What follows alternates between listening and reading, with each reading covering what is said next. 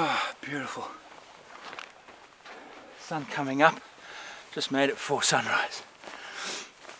So day 2 of our expedition through the loneliest parts of Namibia and Botswana. We're located on the far western side of Botswana. And in terms of Botswana's lonely places, this would be considered one of its most remote spots, near Drotsky's caves. We're going to explore there this morning. And also, what it's like to come from another country and then make use of the services of a company that, as part of their deal, they rent us a vehicle. And we're using all of the other services that they offer with that vehicle. My accommodation is the 2-person tent supplied with the package, and Paul is sleeping in the rooftop tent on top of the Land Cruiser.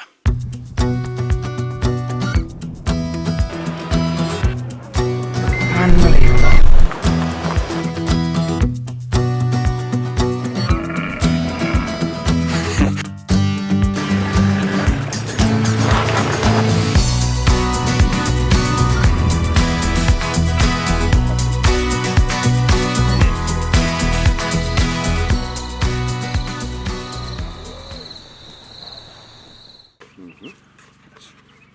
How do I look? Village people. Well, yeah, definitely. We are armed with a torch. I can see that's a big torch. So I don't know if you want me to just... I read it last night. Oh, you read it last night? I read it last night. Oh, okay. To find out more about it. Welcome to Kwehaba. And I got the pronunciation right. Kwe. Kwe. Kwe. Kwe. I got it right. Kwehaba. I wasn't sure, but I guessed it was Yeah, Kwehaba. Kwe. These caverns were first known to the Khoisan and were shown to Martinus Drotsky, a Gansi farmer, in 1934. Yeah. I'm in the far western Kalahari in Botswana at a place called Drotsky's Caves. My travelling companion, Paul Marsh, and I are being taken deep underground by a local geologist working in the area. Very exciting. I do suffer from claustrophobia to a degree, and while climbing down here, my struggle is actually holding the camera with the one hand and in my head trying to keep this yellow hat on, because if I tilt my head it will go flying.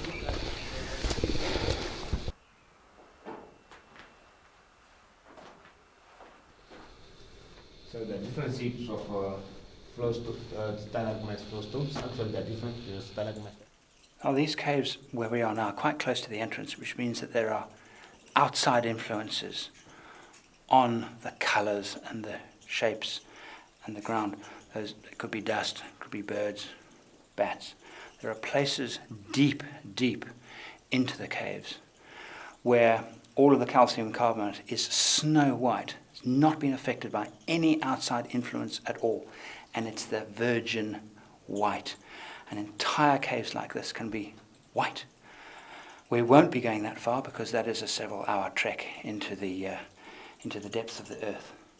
But underneath my feet now, the ground is soft, bat droppings, on it insects that feed on the bat droppings, and the bats feed on the insects that feed on their droppings. How about that for a closed ecosystem? One from the bottom is stalactite, the one from the top. Yeah. This way actually they've grown up to this. Ledimo, our guide, explains how the stalagmites grow upwards and stalactites form downwards, eventually meeting in the middle. And then you see it as a whole thing now. Wow. Yeah. Because there is a lot of carbon dioxide during this reaction of producing this white stuff. So the carbon dioxide, as you go deeper and deeper, it becomes more and more.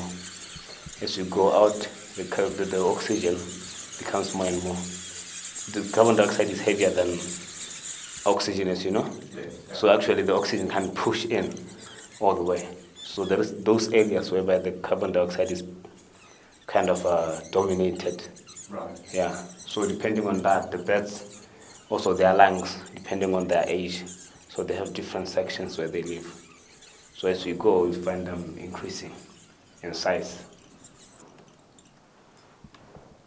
The caves are managed by the Kaikai Trust community project.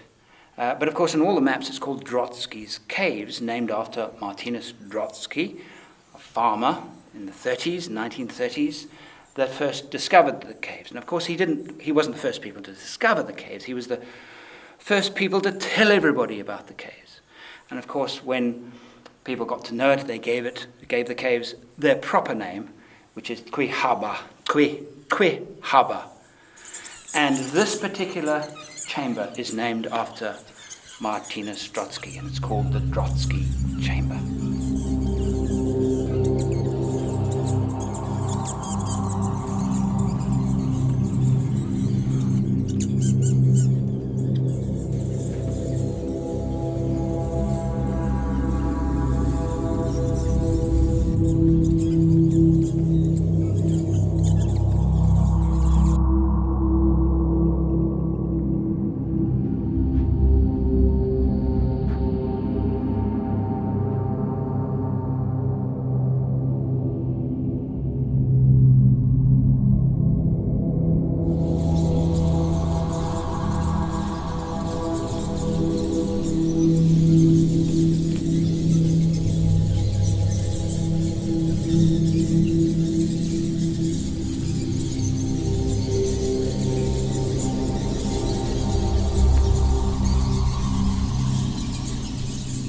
I'd like to thank Ludimo, who took us. Fantastic. We would never have learnt what we learnt today had we just come as visitors and looked around. In fact, you made the experience for me. You're welcome, sir. I'm so grateful to you. You're welcome, sir. Come to this part of Botswana, it's fantastic, absolutely wonderful. This is the village of Kai. Believe me, my click is wrong, I'm just trying. It's a Khoisan village. And this part of western Botswana is the home to a lot of genuine Khoisan people. You know, they haven't interbred with other people, they're Bushmen, they're the real Bushmen. But every year the numbers are decreasing, and it's actually quite sad, and it's quite a concern, I think, that this nation is vanishing, it's slowly vanishing. We're heading now to the Aha Hills and crossing into Namibia, into Bushmanland.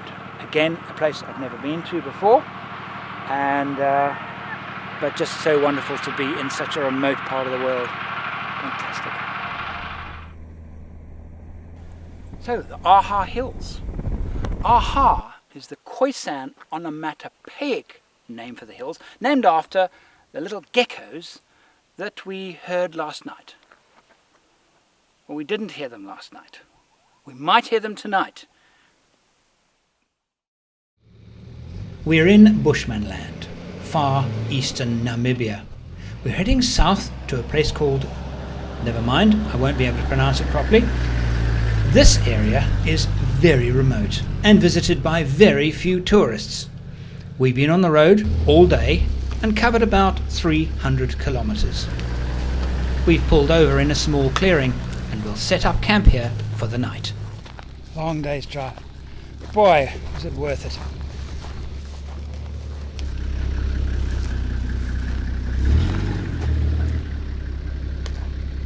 You were thinking? I'm thinking we'd have a lovely view tomorrow morning. I'm going to put your tent over there, so when you wake up, you've just got this stunning view looking out there. The Nyanyai Pans in far eastern Namibia. Getting to places like this where it is almost guaranteed that one will be on one's own. And when I say that, I'm not talking about a few people, I'm talking about nobody. Utterly alone. Which means utter silence. Total tranquility. And not a lot of places left, even in southern Africa. And not many left. This is my first visit here. And the price you pay for places like this are long days on rough roads. And for me, they are worth every bit of washboard, and it's just fantastic. Anyway, here we are at Nyanyai. Okay, firewood. Got some nice steak in the fridge. So it shouldn't be, places like this where there are not a lot of people, firewood is easy to come by. Here's a piece here. Now here's a safety trick about collecting firewood. This is good for kindling, and that is to wear gloves. It's just a plain good idea to wear gloves. Why? Well, it's pretty obvious really if you think about it. Scorpions, snakes, insects and thorns. Well, it happens to be right in front of the vehicle, a lovely delicious piece of firewood, and it's quite a big one, so I could just pick it up, or I could do it the safe way, which is like this. First thing to do is to kick it. So if there are any nasty critters hiding underneath, you're not going to get stung or bitten when you pick it up. There are a few dangerous woods, and in other words, if you were to cook on them, it could make you very sick. Tambuti is one of them. There are not very many of them, and I have a confession to make. I wouldn't be able to identify Tambuti if I did see it. So there you go. I've never been sick ever. Best firewood in southern Africa, I think, is Mopani. Leadwood is also very nice. Very slow to burn, but leadwood will burn for days. Mopani to me is the perfect heavy cooking wood. Check it out. Now, I'm not going to take this piece of wood, although it would make lovely firewood, because, well, to be honest with you, I once saw a vehicle tie a big log, an enormous log, yes, it was dead, and drag it to their fireplace. And I just thought, is that really necessary? You take dead wood that's fallen from the tree. Don't spoil the environment by just making enormous fires. It's not necessary. I saw that and I just thought, is that really, really necessary? There are lots of other people that would love to make a fire in your space. How about leaving them some firewood?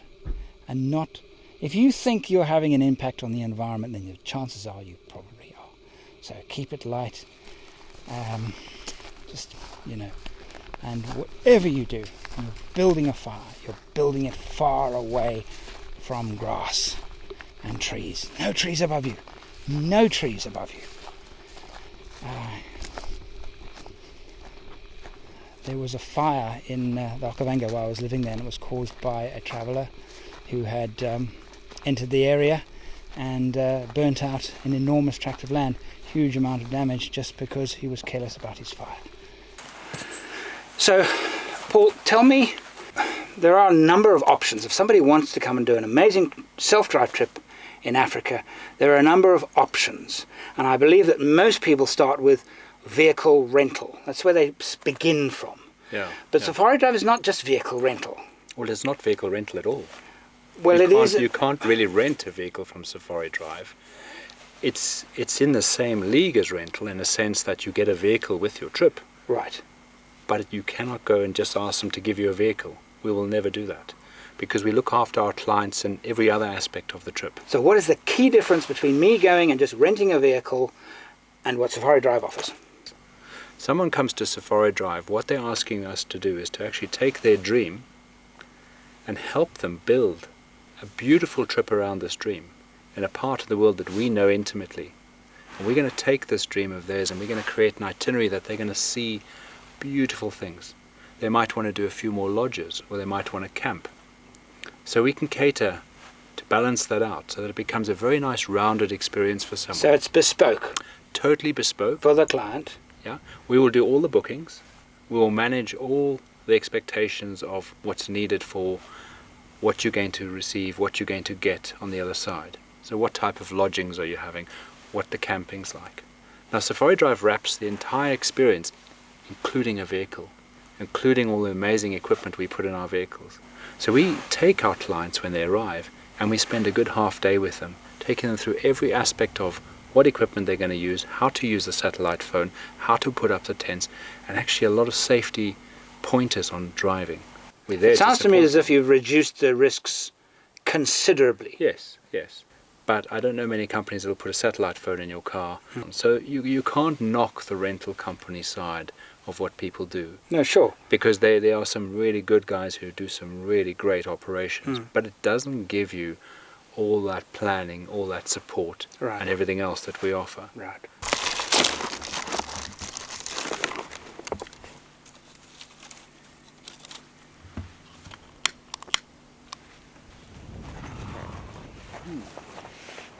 Fantastic, eh? How's this for a place? Cheers. Cheers, mate. Great. Isn't that fantastic? Okay. Well, I have absolutely nothing to say. Just the absolute silence, the absolute tranquility, and a fire going. We have some steak in the fridge, which we're going to pop on the fire just in a while. Sun is just setting.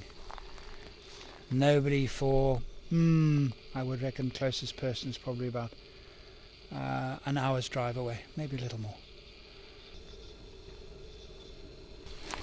Now, did you know, this was told to me by Mike Main, this very well-known writer, explorer in the Kalahari, and I've done a couple of trips with him.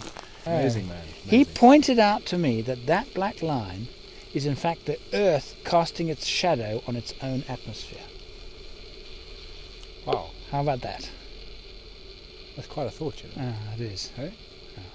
Because it's such a stunning, when you look at that light, it's just surreal. I mean, it's just amazing. And it's so clear out in the Kalahari, that difference. Wait till the stars come up. Stars will be good tonight. Stars will be very good tonight. No moon. Yeah. Are you hungry? That steak's calling. That steak's screaming. A beer and steak is like about the right thing. Okay, let's go. Boys' meal. We have a very serious announcement to make. We're having chicken, not steak. What do you mean chicken? Roadkill. I scraped it off the tar. I saw you buy it at the supermarket. It looks like roadkill after I've cooked it. It looks like roadkill after you've cooked it. Night has fallen. There's an orange band right across the western sky.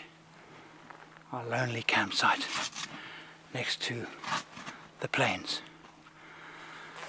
And not a single barking gecko to be heard. Not one. Why?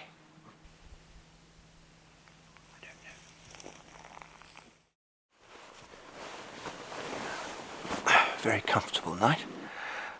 Magic morning, waking up and seeing this beautiful silhouette of the acacia tree in front of the tent, and the early morning horizon, the yellow streak across the sky.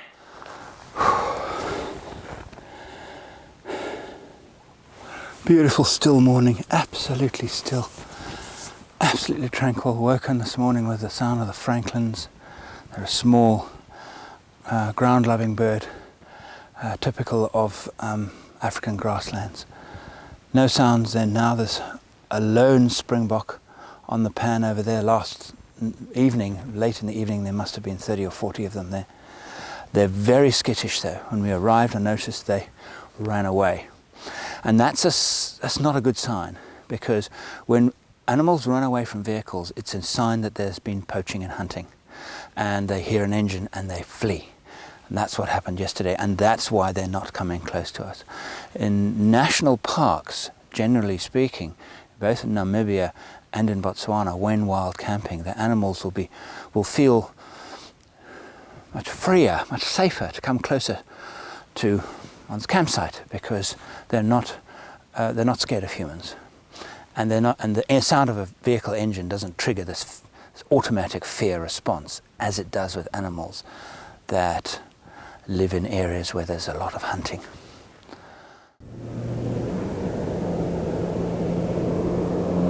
One of the joys of self-driving in Africa are the distances. They're long, but they're fantastic, because unlike driving in many other countries around the world, you have huge distances, and huge distances where the landscape changes, and it's just so exciting. But it also means fatigue can set in. So a good idea is to pull over and have a picnic, take it easy. So schedule your time to allow yourself to have a nice lunch at the roadside. In terms of safety, really try and find a spot like this that'll allow you to get well off the road. It's a really bad idea to just pull just off the road and set up camp there, because we'll set up even for an afternoon tea there or lunch. It's just too close to the road. Try and find and generally speaking, it's safe. It's certainly absolutely safe in Botswana and Namibia and Zambia and Malawi. Less safe in South Africa, but not necessarily unsafe, but there are some unsafe areas, so be a bit smart. If you're away from out of town, then it's a lot safer if you're closer to town. So try and get away from the town and then enjoy a lovely afternoon lunch in a spot like we've chosen here today. This is the waterhole at Namatoni, which is the camp, the far eastern side of Etosha National Park, and we'll be driving through Etosha tomorrow. We're a little bit rushed because we want to get to a place that I first visited in 2000. It's called the Chorub Schlucht. It's a mountainous area, and to get there we have to travel through this wonderland called Etosha. It's a national park, Namibia's largest national park. We're probably going to see some interesting animals on the way, and tonight we're at Namatoni. We've just taken a chalet because we want to get up at daybreak and enjoy Etosha. Right now at the waterhole at Namatoni, and there's not a lot happening, but anyway, this is Etosha. This morning we are driving through Etosha National Park, and unfortunately we can't spend a lot of time here because we have to make the Chorub Schlucht by nightfall. So we're going to take a reasonably leisurely drive, see if we can see any animals, and we will stop and photograph them on our way through, but it's only one night we're going to spend at Etosha. I was in Etosha 2 years ago and did quite a nice quite a nice day capturing animals. So today we're off to the Kokoland, and the next stop will be Chorub.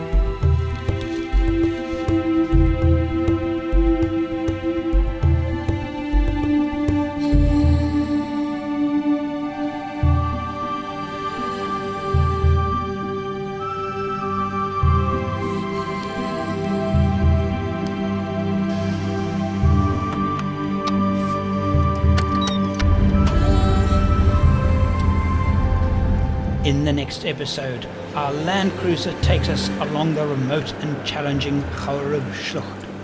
Schlucht is German for gorge or canyon, through which the track passes to a small settlement of Chorub, gateway to the Keukenveld.